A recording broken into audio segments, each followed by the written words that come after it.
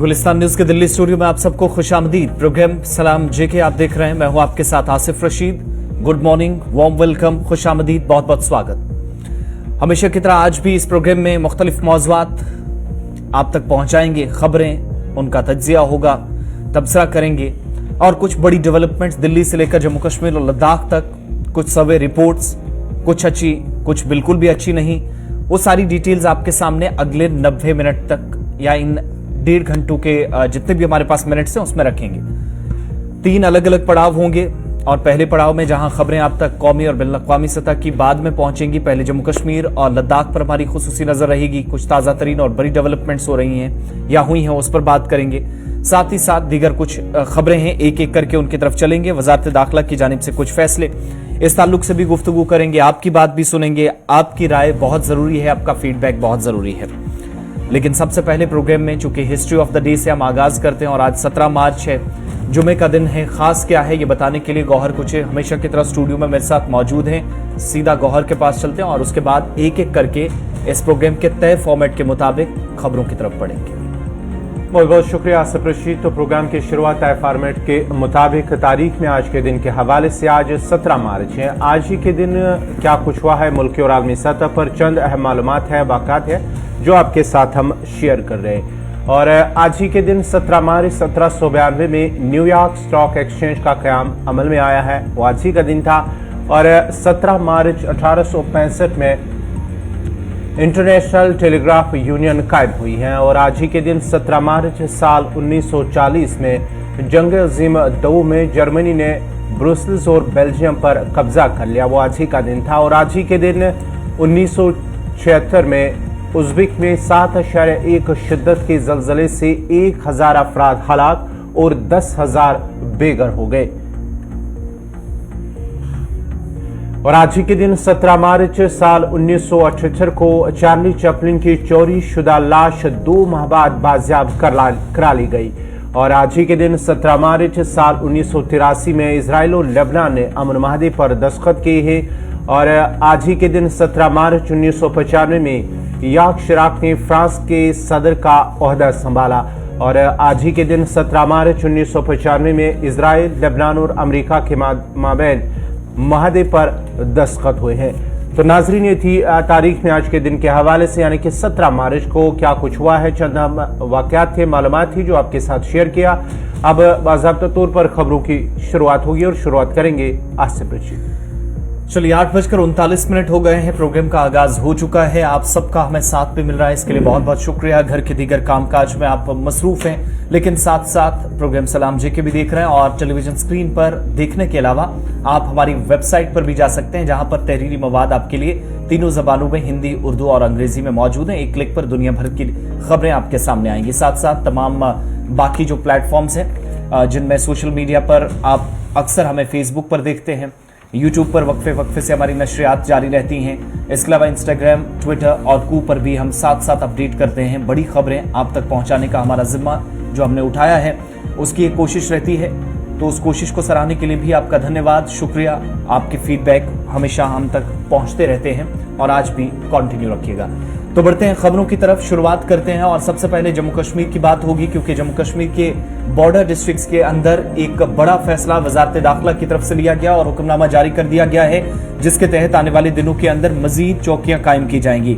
और जम्मू कश्मीर के इन सरहदी इलाकों के अंदर मिलिटेंसी से निपटने के लिए, असलहे की जो स्मगलिंग होती है उसको रोकने के लिए, या एक जगह से दूसरी जगह हथियारों का ले जाना और मंशियात की जो नकलो हरकत बासानी बहुत सारे इलाकों में होती देखी गई है, उसको रोकने में इस इकदाम से मदद मिलेगी। मकसद यह है कि बॉर्डर ग्रिड को मजबूत किया जाए, सरहदों के साथ दिफा की 2nd और 3rd लाइन को खींचते हुए एक बड़े फैसले में मरकजी वजारत दाखिला यानी मिनिस्ट्री ऑफ होम अफेयर्स की तरफ से यूनियन टेरिटरी के तमाम सरहदी अजला में पुलिस बॉर्डर पोस्टें बनाने को मंजूरी दे दी गई है, ताकि इस बात को यकीनी बनाया जा सके कि असलहे की आसानी से नकलो हरकत, गोला बारूद जो सरहदी इलाकों में कभी ड्रोन के जरिए तो कभी ये देखा गया कि कई मददगार सरहद के इस पार जो दरअंदाजी करके आते रहे और मिलिटेंट्स तक हथियार पहुंचाते रहे। वजारत दाखिला के मुताबिक उस पर रोक लगेगी और ड्रोन्स के जरिए भेजे जाने वाला जो धमाका खेज मवाद था, करेंसी थी, मंशियात है, सरहदी इलाकों में गुजरने में कामयाब इससे कम से कम नहीं होगी। सेकंड और थर्ड लाइनें खींची जाएगी,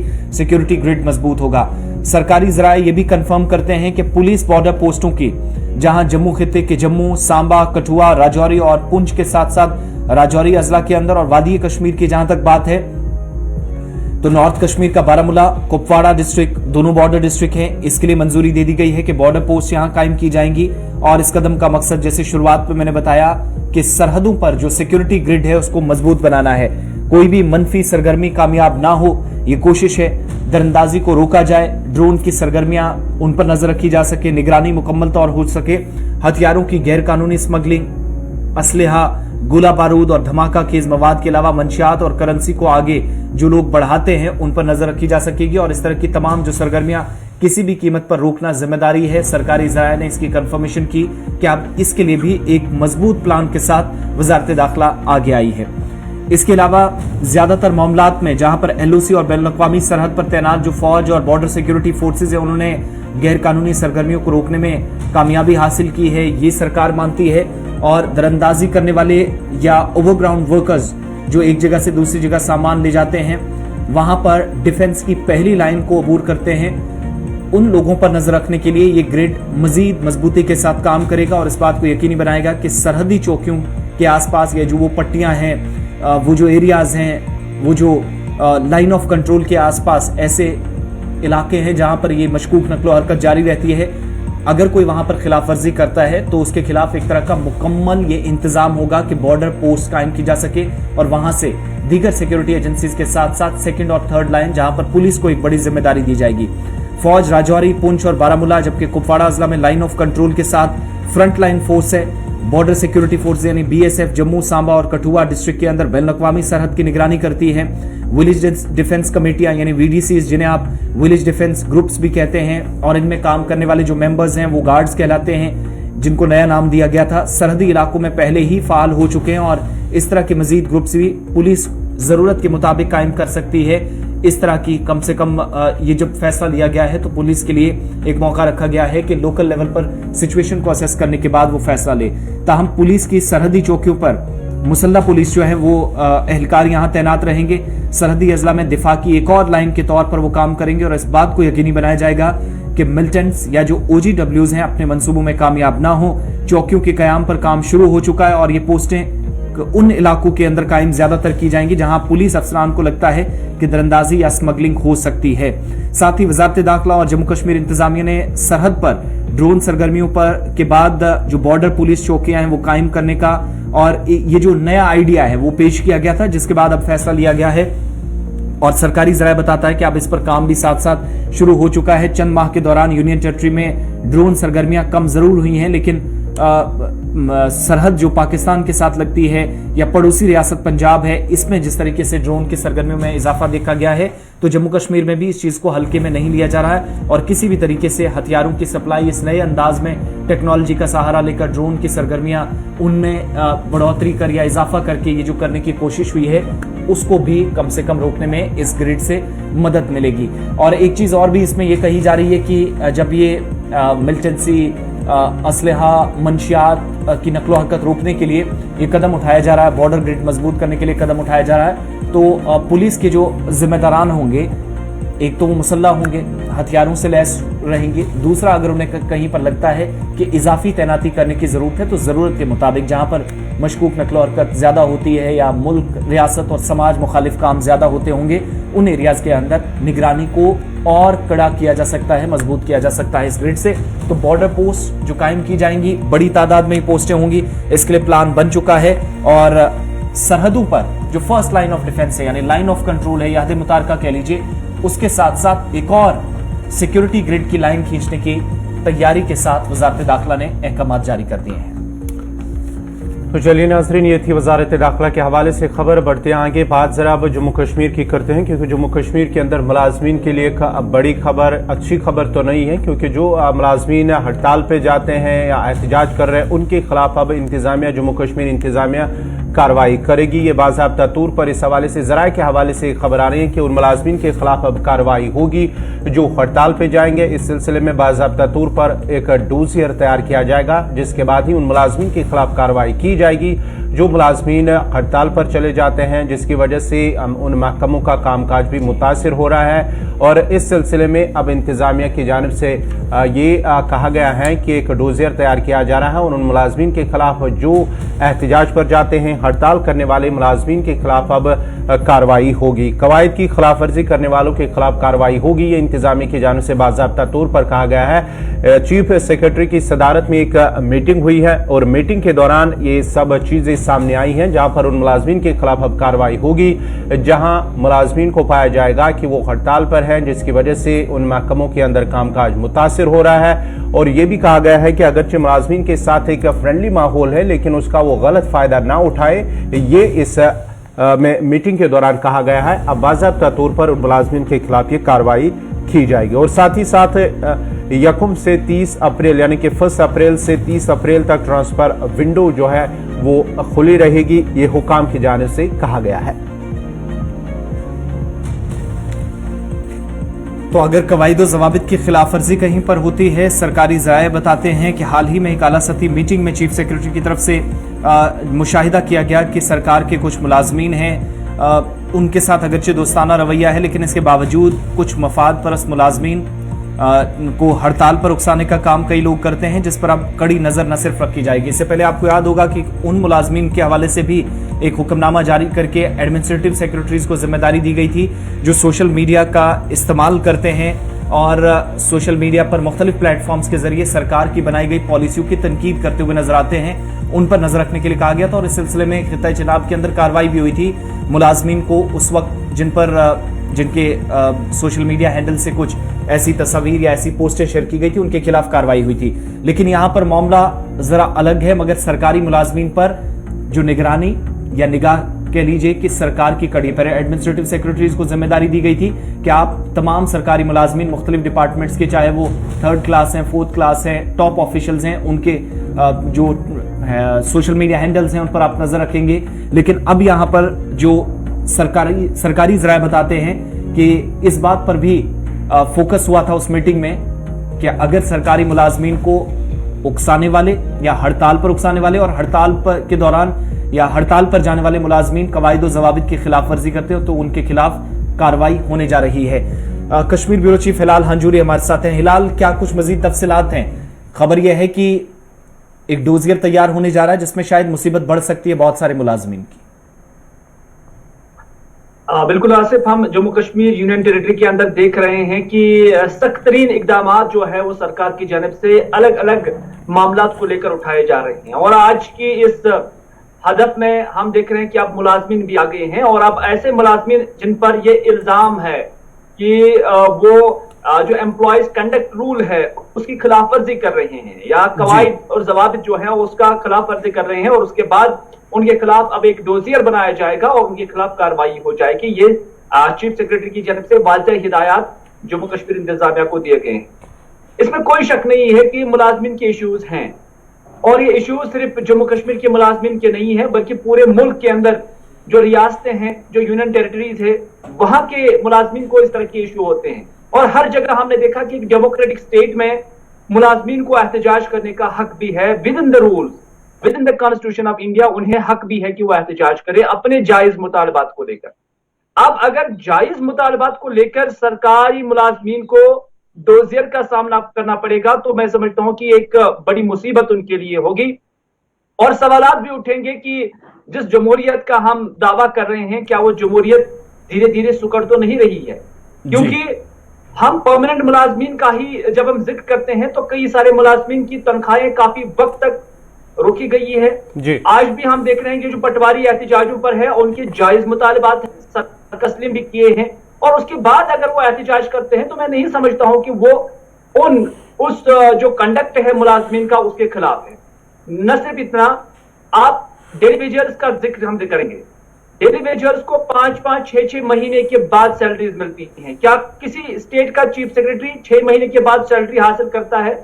क्या किसी स्टेट का, किसी यूटी का एडमिनिस्ट्रेटिव सेक्रेटरी कमिश्नर या डिप्टी कमिश्नर या डायरेक्टर, क्या वो दूसरे महीने के अंदर अपनी सैलरी हासिल करेगा? तो इन जो ये पीएचई के, हेल्थ के, अलग अलग डिपार्टमेंट्स के जो आर्जी मुलाजिम जो एक मामूली तनख्वाह पे काम करते हैं, तो इनको आप 6 महीने के बाद, 8 महीने के बाद, 1 साल के बाद तनख्वाह क्यों वापस करेंगे? क्या यहाँ पर ये मिसकंडक्ट नहीं है? क्या यहाँ पर ये ऐसे मुलाजमीन, चाहे वो आर्जी क्यों न हो, क्या उनके खिलाफ ये ज्यादती नहीं है? तो ये ऐसे इश्यूज हैं जहां पर सरकार को भी अपने एंड पे सोचना चाहिए। सरकार कहती है कि हम आवाम दोस्त हैं, 6 महीने के बाद सैलरी रिलीज होना, ये कौन सी आवाम दोस्ती है? ये कौन सी मुलाजिम दोस्ती है? तो इस वजह से जहां अब एक्सेसिव जो है एम्प्लॉयज भी जाते हैं, जैसे अगर किसी मुलाजमीन तबके का कोई इशू है, अगर वो भी ज्यादा एहतजाज उस पर करते हैं, जरूरत से ज्यादा जो है वो भी एहतजाज करते हैं, तो वो भी जायज नहीं है। तो इस सूरत में ये देखना बहुत जरूरी है कि मुल्क के अंदर जो निजाम है, वही निजाम अगर यहां पर भी रह जाता है तो उसमें कोई शक नहीं है। हाँ, इसमें कोई शक नहीं कि जो मुल्क की खुद मुख्तारी के खिलाफ एहतजाज करेगा, चाहे वो मुलाजिम हो या गैर मुलाजिम हो, उसके लिए कानून के अंदर एक्ट वाज़ेह है कि उनके खिलाफ किस तरह की कार्रवाई होनी चाहिए। तो यहाँ पर इससे इंटरमिंगल उस चीज के साथ करना, मैं समझता हूँ कि मुलाजिम के साथ ज्यादती होगी। अच्छा, एक चीज और भी जो हमने देखी या सुनने में आ रहा है, अगर जब डोजियर तैयार होगा तो उससे पहले डीपीसी, बाकी सारे मामला जिसका आप तफसीली तौर जायजा लेकर जिक्र कर रहे थे, कि वो सारे मामला हल किए जाएं और इंतजामी सेक्रेटरीज हैं, निचले लेवल के अफसरान हैं जिनकी दायरा अख्तियार में ये चीजें हैं, ये मुकम्मल कर ली जाएं। क्या ये मुकम्मल करने का मतलब ये समझें कि पहले इंतजामिया अपने लेवल पर पेपर वर्क कंप्लीट करने के साथ साथ होमवर्क प्रॉपर करके उसके बाद आगे की कार्रवाई करेगी, क्योंकि अपने लेवल पर वहां कोई सवाल ना उठे तनख्वाह को लेकर, डीपीसीज को लेकर, ट्रांसफर्स को लेकर, तकर्रियों को लेकर, उसके बाद शायद इस स्टेप की तरफ जाएं। और अगर डोजियर तैयार होता है तो क्या आसान लफ्जों में ये मान सकते हैं या माना जाए कि बहुत सारे लोगों की छुट्टियां हो सकती हैं मुमकिन तौर पर, अगर सरकार के हाथ कुछ शवाहिद लगते हैं? देखिए, मौजूदा डिस्पेंसेशन जो एलजी मनोज सिन्हा का डिस्पेंसेशन अभी जम्मू कश्मीर के अंदर है, इस पर ये पेदर पे इल्जाम लगाए जा रहे हैं, चाहे वो पॉलिटिकल फोर्सेस यहाँ के हों, चाहे वो अवाम हो, इसमें कोई शक नहीं। प्रॉपर्टी टैक्स की बात हो, जो बुलडोजर की बात हो, या अब राशन को लेकर जो नया फरमान जारी किया गया है उसको लेकर बात हो, तो इससे अवाम मुखालिफ फैसले तस्वुर किए जाते हैं। पब्लिक के अंदर ये नोशन है जी, क्या एडमिनिस्ट्रेशन सही है क्या गलत है, वो हम उसके सही गलत पे नहीं जाएंगे, लेकिन पब्लिक के अंदर ये तासुर मौजूद है। और जब आप एम्प्लॉयज को लेकर भी इस तरह का कानून लेकर आप आ जाएंगे और इस तरह की डोजियर लेकर आ जाएंगे, डीपीसी को तैयार करने के बाद उन्हें फाइल आउट भी कर सकते हैं, तो जब आप इस तरह की पॉलिसी अपनाते हैं तो कोई भी सेक्टर, कोई भी सेक्शन सोसाइटी का नहीं है जिसको आप हिट नहीं कर रहे हैं। उससे क्या हो जाता है कि उससे पब्लिक के अंदर एक ऐसी नोशन चली जाती है कि जैसे ये सरकार अवाम दोस्त नहीं है, जैसे जम्मू और कश्मीर के अंदर हमने देखा है। और इस तरह से अगर इसी रविश पर जम्मू कश्मीर की एलजी इंतजामिया रही है, तो मुझे कोई शक नहीं है ये कहने में, कोई दकीका नहीं है कहने में कि आने वाले वक्त में मुलाजमीन भी सरकार के खिलाफ ही बोलते रहेंगे। मुलाजमीन भी कहेंगे कि हम पर प्रहार हो रहा है, मुलाजमीन भी कहेंगे कि हमारे साथ ज्यादतियां हो रही है। लेकिन मैंने कहा पहले ही कि अगर उनकी जेन्युइन डिमांड्स को आप पूरा करते हैं, एक पटवारी को बैठने के लिए जगह नहीं है, चीफ सेक्रेटरी की कुर्सी जो होगी, एडिशनल सेक्रेटरी की कुर्सी की, खाली मैं चेयर की बात कर रहा हूं, उसकी कीमत हजारों होगी, लेकिन एक पटवारी को आप किस पटवार खाना दिया ही क्या है, बैठने की जगह नहीं है, उसको अपना वो जो रिकॉर्ड है वो कहीं पर रखने की जगह नहीं है। अगर वो ये डिमांड करता है तो क्या ये जेन्युइन नहीं है? तो इसी तरह कई सारी मुलाजमीन की इसी तरह की डिमांड्स हैं जिनको समझना भी सरकार की जिम्मेदारी है। हाँ, अगर सरकार उन डिमांड्स को पूरा कर लेती है और उसके बाद डोजियर तैयार करती है ऐसे लोगों के खिलाफ जो फिर हुक्म अदोली करती है, जो फिर कवायद की खिलाफवर्जी करती है, तो फिर सरकार की कार्रवाई जेन्युइन बनती है और सरकार नहीं बल्कि पब्लिक भी उसे एक्सेप्ट करेगी, पब्लिक भी सिर्फ सरकार की उस कार्रवाई की शाबाशी देगी, जैसे हमने इससे पहले भी देखा हुआ है। हिलाल, आखिर इसमें भी कोई शक नहीं कि मुलाजमीन भी इसी चीज को बहाना बनाते हैं। जब मुलाजिम के इश्यूज हल नहीं होते हैं तो वो भी 11 महीना मुद्दत के लिए फिर हड़ताल पे चले जाते हैं, पेन डाउन स्ट्राइक्स करते हैं, उससे पब्लिक का नुकसान हो जाता है। लेकिन बात यह है कि सरकार ही उन्हें मौका देती है ऐसा एहतजाज करने की, और फिर वो उसका गलत फायदा भी उठा रही है, उसमें भी कोई शक नहीं है। हिलाल, जानना चाहेंगे इस तरह से मुलाजमीन के खिलाफ या मुलाजमीन के साथ सख्त होने से कामकाज मुतासर होने का खदशा तो नहीं है? देखिए, मुझे लगता है कि जो माहौल जम्मू कश्मीर के अंदर बना हुआ है, मुझे लगता है कि जो सरकार की ये धमकी है, एक चेतावनी अब सरकार की जानब से दी गई है कि अब ये सिस्टम नहीं चलेगा। जो अभी माहौल बन रहा है, इसमें कोई शक नहीं है कि सरकार की पॉलिसियां, सरकार के फैसले हावी हो रहे हैं। और मुझे लगता है कि शायद मुलाजमीन पर भी सरकार का फैसला, ये जो पॉलिसी है, ये हावी हो जाएगी। और मुझे लगता है कि हड़तालों पर इस पर असर पड़ेगा। जो हड़तालें मुलाजमीन करते थे, तो उसमें नौकरियां बचाने के लिए कम से कम मुलाजमीन जो है अपनी ही नौकरी बचाएंगे और हड़तालें कम करेंगे, और इसमें जुबानी खर्चा ही ज्यादा करेंगे। लेकिन मुझे नहीं लगता है कि आप स्ट्राइकर्स हो जाएंगे अगर सरकार की यही नीयत रही, यही पॉलिसी रही कि आप डोजियर और ऐसे मुलाजमीन के खिलाफ तैयार किया जाएगा जो गैर कानूनी तौर पर एहतजाज कर रहे हैं या हड़तालों पर जा रहे हैं। बहुत बहुत शुक्रिया तफसीलात फराहम करने के लिए और बताने के लिए कि एक डोजियर तैयार हो सकता है। और इसके पीछे भी सरकार एक और हवाला दे रही है, और वो भी कवायद जवाबित का, कि जो Jammu Kashmir government employees conduct rules है, उसका रूल 20 क्या बताता है, जिसमें लिखा गया है कि हड़ताल के बगैर अगर आप कहीं पर हड़ताल पर चले जाते हैं, तो एक तो दफ्तर के अंदर अगर काम करते हैं, सरकारी मुलाजिम है, तो गैर हाजिरी वो तस्वुर की जाएगी, यानी आप एब्सेंट वहां पर माने जाएंगे। इसके अलावा टाइम जो आपका सरकारी दफ्तर के अंदर होना चाहिए, उसमें आप हड़ताल पर जाते हैं, तो उसका मतलब ये 20 रूल नंबर 20 बताता है कि इसका मतलब ये समझा जाएगा कि आपने काम करने से इनकार किया है, और ये जो तरीका है या ये जो तर्ज अमल है, इसका आपने सहारा लिया है कि आप काम से इनकार करके सरकार के खिलाफ काम करने जा रहे हैं।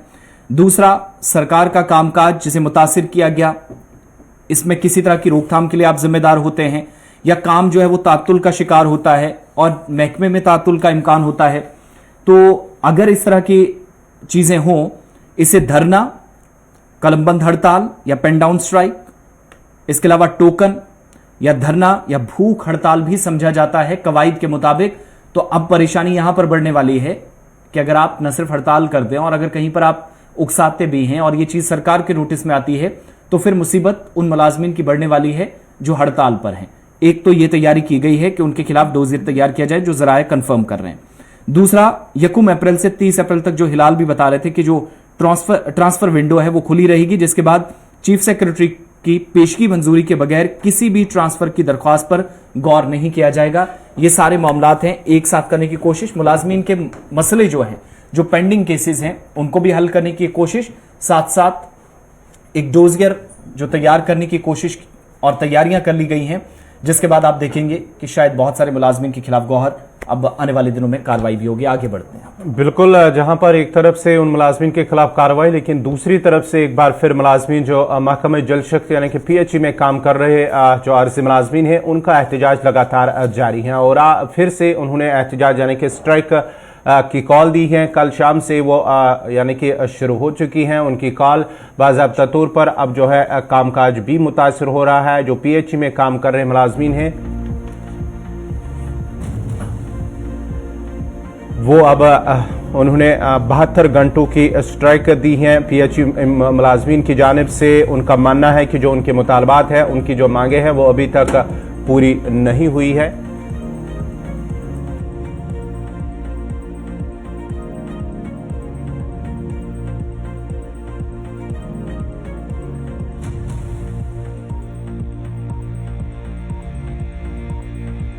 जो मुलाजमीन है PHE के मुलाजमीन, वो लगातार एहतजाज पर है और उनका मानना है कि अभी तक जो उनकी मांगे हैं, उनके मुतालबात है, वो इंतजामिया की जानिब से पूरे नहीं हुए हैं। न सिर्फ मुस्तकिली और साथ ही साथ जो उनकी रुकी पड़ी तनख्वाह है, वो भी अभी तक वागुजार नहीं हुई है, जिसको लेकर वो लगातार एहतजाज पर है। और मुलाजमीन की हड़ताल 168वें रोज़ भी लगातार जारी है। जम्मू के मुख्तलिफ इलाकों के अंदर, मुख्तलिफ अजला के अंदर उनका एहतजाज लगातार जारी है। कश्मीर में भी हमने देखा है कि जो PHE के आरजी मुलाजमीन हैं, वो लगातार एहतजाज कर रहे हैं, जो मांग कर रहे हैं कि उन्हें मुस्तकिल किया जाए और साथ ही साथ उनकी जो रुकी पड़ी तनख्वाहें हैं वो वागुजार की जाए। लेकिन इंतजामिया की जानिब से उनका कहना है कि इंतजामिया की जानिब से इस हवाले से अभी तक ना ही कोई पेशरफ्त हुई है और ना ही उनके सामने कोई आया है कि उनके मुतालबात, उनकी मांगे जो है वो पूरी कर सके। और एहतजाज को आज 268 दिन मुकम्मल हुए हैं, बल्कि 168 में माफ कीजिएगा, 168 में 168 डे में दाखिल हो चुकी है। दूसरी तरफ 72 घंटों की हड़ताल की कॉल दी गई थी और इत्तलात के मुताबिक उसे शाम देर गए जो है वो खत्म किया गया। और पीएचई के जो आर्जी मुलाजमीन है, जल शक्ति के आर्जी मुलाजमीन हैं, 20,000 प्लस इनकी तादाद बताई जाती है एक अंदाजे के मुताबिक। और जम्मू में भी जो मुतलका महकमे का दफ्तर है वहां पर पिछले कई रोज से एहतजाज पर बैठे हैं और बीच में प्रेस कॉलोनी और फिर बीच में जब 144 दफा लगाई गई एहतजाज की इजाजत उन्हें नहीं दी गई उस एरिया के अंदर जहां पर आमतौर पर मुलाजमीन हमने बहुत ज्यादा एहतजाज करते हुए देखे हैं, वहां पर भी तैयारियां तो की गई थी तमाम तरह की कोशिश हुई थी एहतजाज की। लेकिन उसके बाद मुतलका महकमे के जो अफसरान हैं उनके नोटिस में करीब से चीजें लाने के लिए हमने देखा कि केनाल रोड पर भी प्रोटेस्ट चलता रहा और यह सिलसिला गुज़श्ता रोज तक जारी रहा। आज फिर से यह सिलसिला है, आगे बढ़ेगा। 168वां दिन है, हड़ताल कंटिन्यू है। इन लोगों ने हड़ताल उस वक्त शुरू की थी जब इससे पहले हमने देखा था कि रजनीवाला के कत्ल के बाद जो पीएम पैकेज के तहत काम करने वाले या रिजर्व कैटेगरीज के जो मुलाजमीन थे जो कश्मीर सूबे में ड्यूटी नहीं करना चाहते थे और मुतालबा किया जा रहा था कि उन्हें सिक्योरिटी और बाकी चीज़ों के पेश नज़र उन्हें अपने होम डिस्ट्रिक्ट्स में लाया जाए, तो वो हड़ताल जब शुरू हुई थी तभी इन मुलाजमीन की हड़ताल भी शुरू हुई थी और हज़ारों लोग थे। 20,000 प्लस ऐसे मुलाजमीन जो इस वक्त एहतजाज में शामिल हुए हैं और पहले कश्मीर के अंदर फिर जम्मू के अंदर। और ये 72 महीने की जो मांग है और जो बैनर्स और प्ले कार्ड्स हाथों में उठा रखे हुए थे कि जो 72 महीने की तनख्वाह है वो भी बकाया है और इसके साथ साथ परमानेंट जो नौकरी पॉलिसी है और इन लोगों को परमानेंट कई सालों से खिदमात अंजाम दे रहे हैं तो इन्हें परमानेंट किया जाना चाहिए। ये मुतालबा भी मुसलसल इनकी जानिब से किया जाता रहा और ये सिलसिला अब भी चल रहा है।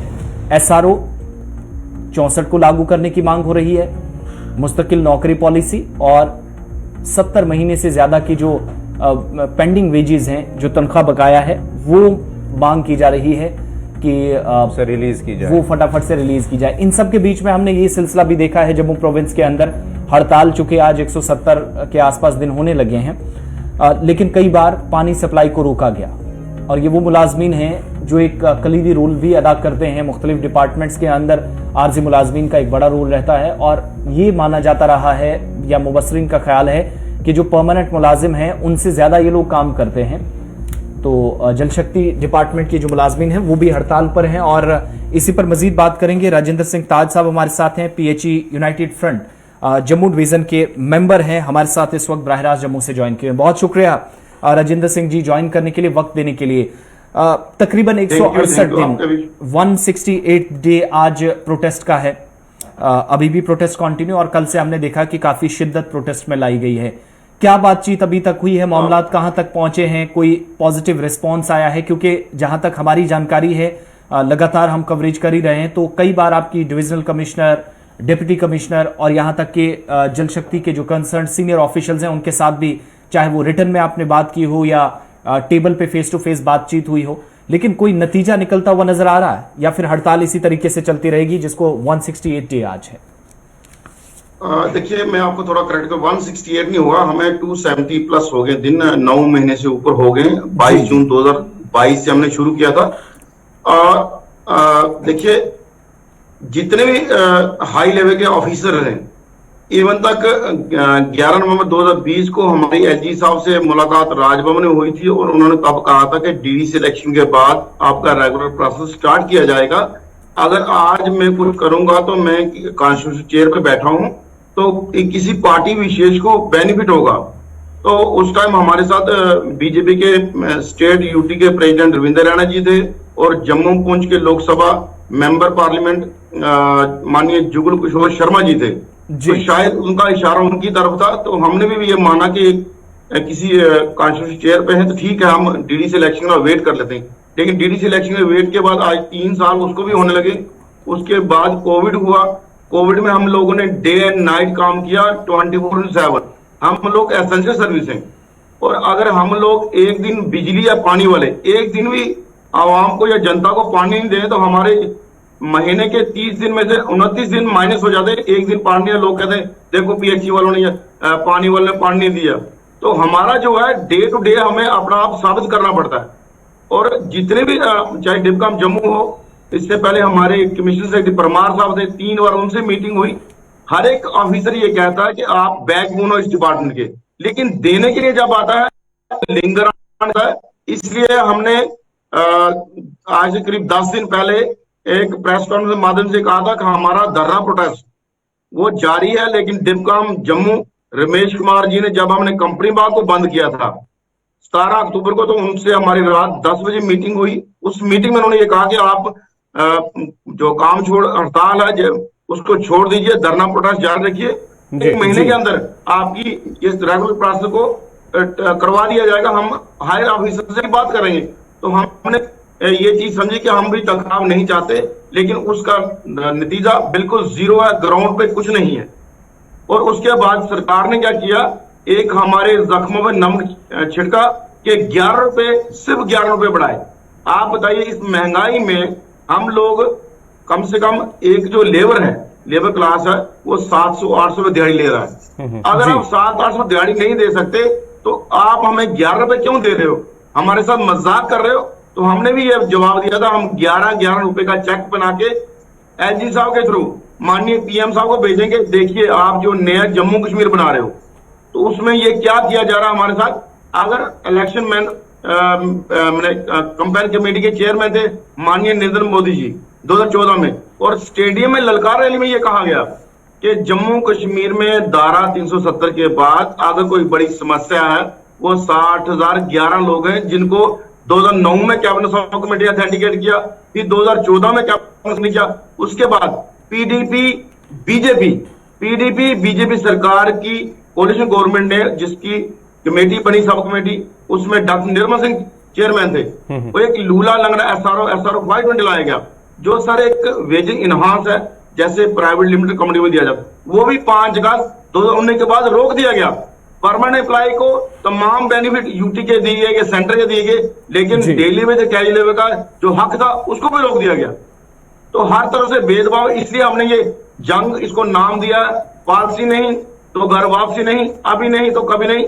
हम लोग अब पॉलिसी लेके जाएंगे, नहीं तो हमारी लाशें जाएंगी। अच्छा, एक चीज राजेंद्र जी और बताइएगा, ये 168 डेज हम जो पहले कह रहे थे, जो आप बता रहे हैं कि 270 प्लस डेज हो गए हैं, इतने दिन में प्रोटेस्ट के अलावा क्या हुआ है? क्या आश्वासनों के अलावा कोई फर्दर पेजेस पे कोई काम हुआ है? क्योंकि लेफ्टिनेंट गवर्नर साहब खुद लगातार चीजों को मॉनिटर कर रहे हैं और कई मरतबा उन्होंने कहा कि किसी भी तरीके से किसी के साथ गलत नहीं होने दिया जाएगा। तो जो ऑफिशियल से आप मिलते हैं, उस लेवल पर क्या अभी तक कोई डेवलपमेंट हुई है?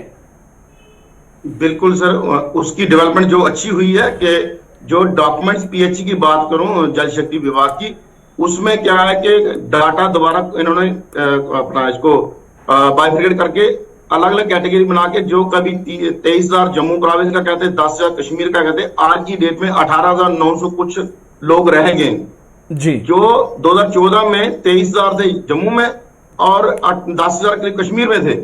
आज लोग 60 साल के होकर रिटायर हो जा रहे हैं। एक तो डाटा दोबारा डिटेल इंफॉर्मेशन आई डिविजनों से, वो उस पर हमने पूरी नजर रखी, क्योंकि जब इससे पहले भी इंफॉर्मेशन आती थी तो होता क्या था कि नंबर बढ़ जाता था।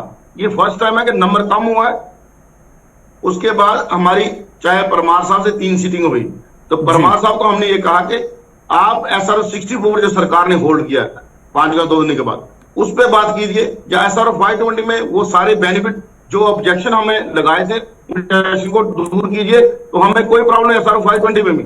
लेकिन हमारा जो शोषण पिछले 25 साल जारी है, अगर यूटी बनने के बाद पिछले 2.5-3 साल से एलजी साहब ये कहते हैं कि हम किसी से भेदभाव नहीं होने देंगे, हम हर चीज को मॉनिटर कर रहे हैं, तो जो गरीब तबका जो फील्ड में काम कर रहा है, एक्चुअल डेटा क्या है कुल मिलाकर? क्योंकि सरकार बताती है कि बहुत सारे मुलाजमीन, अब जब फेज वाइज आगे बात भी होगी, हो सकता है कि साल 1-1.5 साल के अंदर आपके लिए कोई अच्छी खबर भी हो, लेकिन एक्चुअल डेटा या नंबर्स क्या हैं इस वक्त? प्रोटेस्ट करने वाले 20-22 या 23,000 लोग भी हो सकते हैं, 40,000 लोग भी हो सकते हैं, लेकिन जो लोग काम कर रहे हैं या 10-10, 15-15 साल, 20-20 साल सर्विसेज जिनकी हो चुकी हैं, तो आपके पास भी कोई फिगर जिनको अभी तक एडमिनिस्ट्रेशन के सामने फिगर आउट करने की कोशिश हुई है?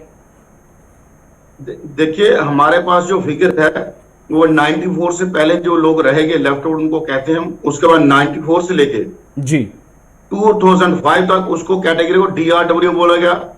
उसके बाद के वर्कर्स हैं, उसके बाद NBCL need based carry labour है, उसके बाद लैंड केस है। ये 4-5 कैटेगरी हमने बनवाई है साथ होके, जो कैटेगरियां यहाँ पे काम करती है।